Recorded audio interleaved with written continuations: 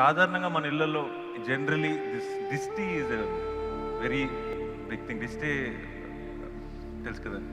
Initially I use to think this is one చాదస్తం, my mom just wants to do something, okay do it అనేవాడిని.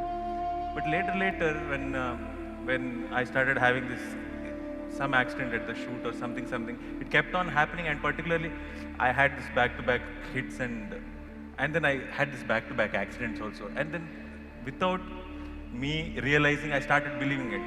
Suddenly I've started reminding my mom, amma dishti veltunanu. So ఈ దిష్టి అనే concept రకరకాల మంది రకరకాలుగా చెప్తారు. People say some energy అంటారు, ఇంకోటి అంటారు. But it is a very house hold thing. It's a very popular belief. దీని మీద మీ అభిప్రాయం ఏంటి? ఇది ఉందా లేదా?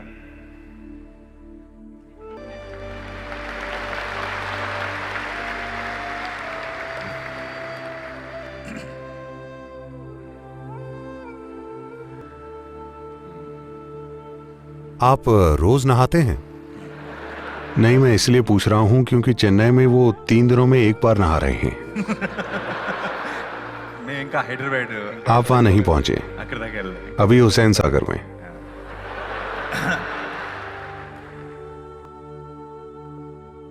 तो कल शाम मैं कुछ प्रतिष्ठित लोगों के एक ग्रुप से बात कर रहा था.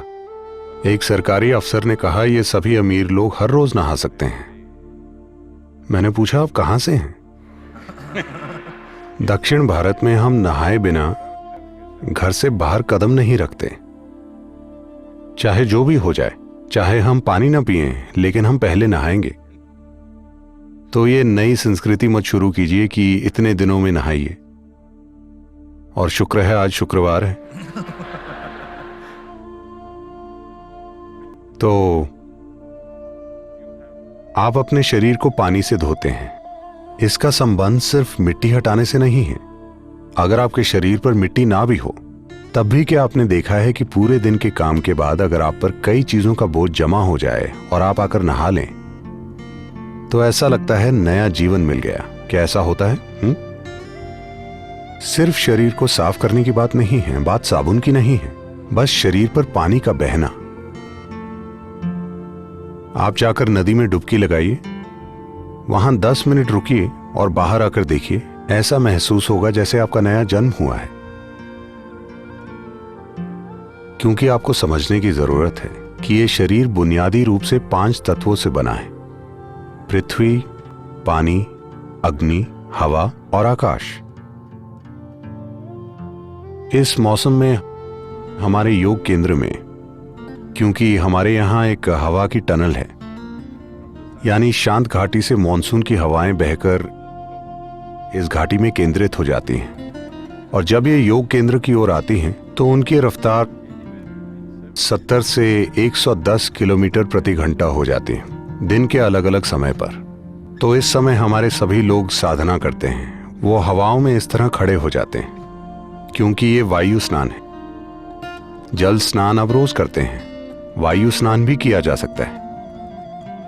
योगी हमेशा अपने शरीर पर मिट्टी लगाते थे, लेकिन आज इसने स्पा में मड बाथ का रूप ले लिया है.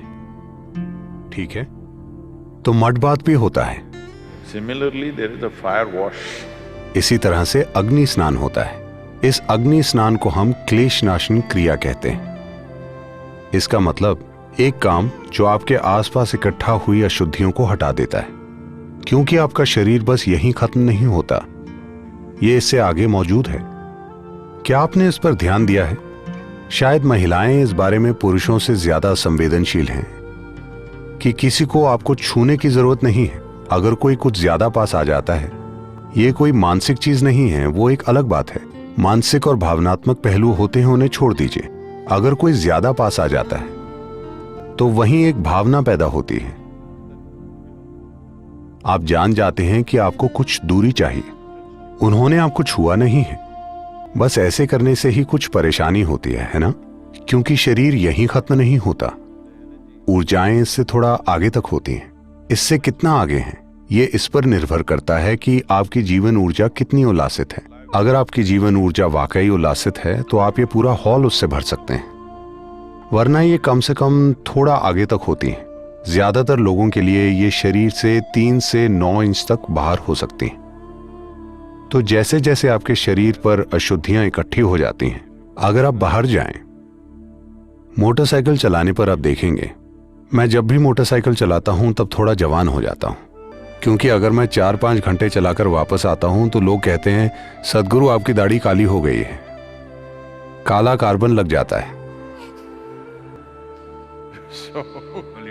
तो आप शरीर पर चीजें इकट्ठी करते हैं, आप उसे धोते हैं। इसी तरह आप ऊर्जा सिस्टम पर भी अन्य तरह की चीजें इकट्ठी कर रहे हैं। अगर आप इसे पानी से धोएं तो कुछ अशुद्धियां चली जाएंगी, अगर आप हवा से धोएं तो कुछ अन्य चीजें चली जाएंगी, लेकिन हवा हमेशा वैसे उपलब्ध नहीं होती।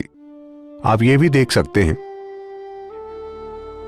लेकिन इन दिनों ये पंखे एक खास रफ्तार से चलते हैं, पर अगर आपके पंखे सही रफ्तार पर चलें और आप उनके नीचे बस कुछ समय बैठें, आप देखेंगे कि आपके अंदर कुछ ऊंचा उठ जाता है।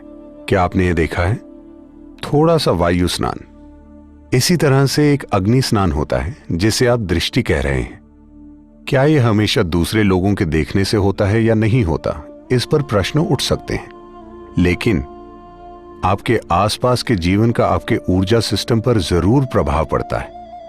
अगर आप में एक आध्यात्मिक प्रक्रिया है, मतलब आप कोई क्रिया कर रहे हैं या कोई ध्यान की प्रक्रिया कर रहे हैं, तो आपको इन चीजों की जरूरत नहीं है, क्योंकि आप जानते हैं कि खुद को अंदर से कैसे धोना है। अगर आप वो नहीं जानते तो ये चीजें महत्वपूर्ण हो जाती। मुझे आपको ये बताना चाहिए कि इसे करने का एक तरीका है जो कुछ पीढ़ियों पहले लोग अच्छे से जानते थे, लेकिन आज मैं देख रहा हूं कि वो बस कुछ जलाकर ऐसा ऐसा करते हैं। अगर आप योग केंद्र में आए तो हम वैज्ञानिक तरीके से क्लेशनाशन क्रिया करते हैं, जैसे उसे किया जाना चाहिए। हमने लोगों को कई स्थायी बीमारियों से सिर्फ अग्नि स्नान के द्वारा छुटकारा दिलाया है। एक चौंकाने वाली बात जो हमें कुछ समय पहले ही पता चली है, वो ये है कि ADHD यानी सीखने की परेशानी से पीड़ित कई बच्चों में अग्नि स्नान के 6 से 8 हफ्तों के बाद जबरदस्त बदलाव आया है। हमने इसकी उम्मीद कभी नहीं की थी। तो आपकी माता ने जाने या अनजाने में आपको अग्नि स्नान देते हुए शायद आपकी सीखने की क्षमता कुछ बढ़ा दी हो।